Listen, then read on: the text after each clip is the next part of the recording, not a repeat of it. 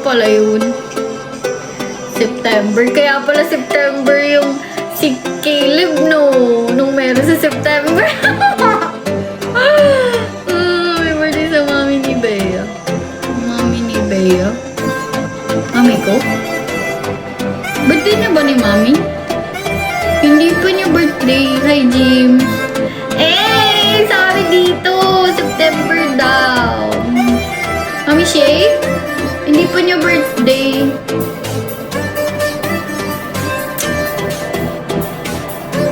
Biological data suggests that cooler temperatures can naturally boost sperm quality and ovulatory function. Ganun pala yun! Oh my God, kaya pala. Mas madami pala yung September, guys. Kasi malamig pag December.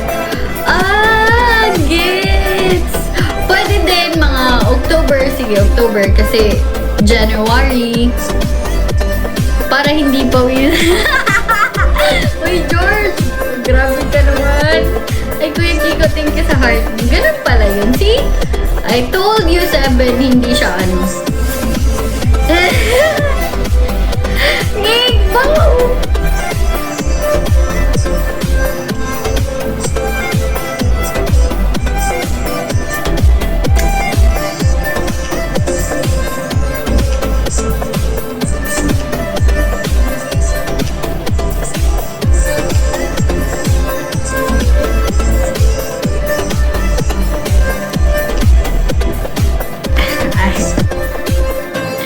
Ano topic?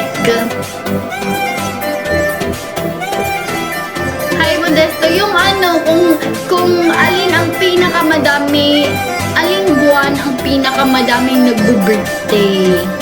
Yun yung topic natin. Ay, opo. Out muna ako saglit. Balik lang ako. Okay. So, anong pagbalik mo makapag-heart me ka? Kilig ang ngiting yan.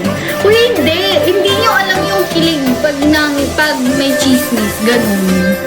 Natatawa kasi ako, biglang tawag dun. Kanina kasi may random, di ba baka ma-share ko pa.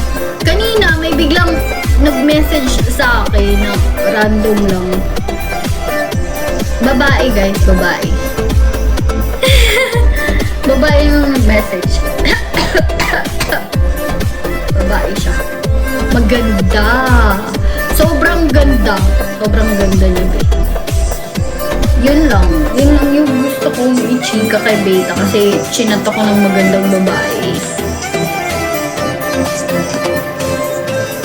Yun ba yung my day mo? Hindi. Yung my day ko, yun yung kinento ko kahapon na na seatmates kami nung tawag dun, nung board exam, tapos nag-seatmates kami kahapon din. Iniinggit ako, may nag-chat daw, chicks. Kaya nga, sobrang ganda niya, guys. Promise. Pero, alam nyo, naging interested pala si Kuya. Basta chismis kasi yung ano ko, yung kwento ko, kaya interested talaga, Aaron.